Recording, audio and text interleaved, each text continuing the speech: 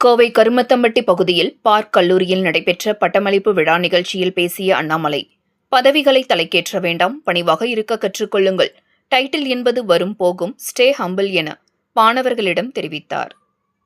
கோவை கனியூர் மற்றும் கருமத்தம்பட்டியில் அமைந்துள்ள புகழ்பெற்ற பார்க் கல்வி குழும கல்லூரிகளின் கூட்டு பட்டமளிப்பு விழா கருமத்தம்பட்டியில் உள்ள கல்லூரி வளாகத்தில் நடைபெற்றது. இவ்விழாவில் முன்னாள் IPS அதிகாரியும் வீதர் லீடர்ஸ் அறக்கட்டளையின் தலைவருமான அண்ணாமலை சிறப்பு விருந்தினராக கலந்து கொண்டு 23 பொறியியல் மற்றும் மேலாண்மை துறைகளைச் சேர்ந்த இளங்கலை மற்றும் முதுகலை பட்டதாரிகளுக்கு பட்டங்களையும் தங்கப் பதக்கம் வென்ற மாணவருக்கு கேடயத்தையும் வழங்கி சிறப்பித்தார்.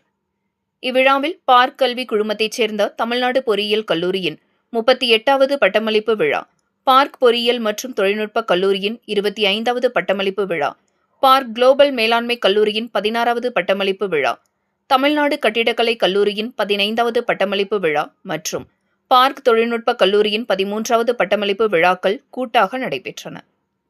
முன்னதாக கல்லூரி வளாகத்திற்கு வருகை தந்த சிறப்பு விருந்தினருக்கு கல்லூரி நிர்வாகம் மற்றும் மாணவர்கள் சார்பில் உற்சாக வரவேற்பு அளிக்கப்பட்டது.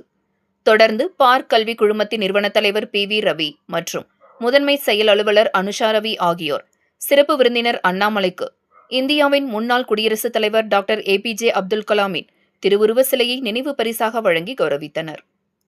பட்டமளிப்பு விழாவில் மாணவர்களிடையே சிறப்பு விருந்தினர் அண்ணாமலை பேசுகையில், 4 ஆண்டுகள் கடுமையாக உழைத்து இன்று வெற்றிகரமாக பட்டம் பெறும் அனைத்து மாணவர்களுக்கும் என் வாழ்த்துக்கள் என்றார். உங்களை இந்த உன்னத நிலைக்கு கொண்டுவர தன்னலமில்லாமல் உழைத்தவர்கள் உங்களது பெற்றோர்கள் என்றும், மாணவர்கள் அனைவரும் எழுந்து நின்று உங்களை உருவாக்கிய பெற்றோருக்கும் கல்வி கற்பித்த ஆசான்களுக்கும் கைத்தட்டி உங்களது நன்றியையும் மரியாதையும் செலுத்த வேண்டும் என்றும் மாணவர்களை உற்சாகப்படுத்தினார். எதிர்காலத்தில் இன்னும் சில காலங்களில் அச்சிடப்பட்ட பத்திரிகைகளிலே இல்லாமல் போகும் சூழல் வரலாம். அனைத்தும் AI தொழில்நுட்பமே கொடுக்கும் நிலை உருவாகலாம்.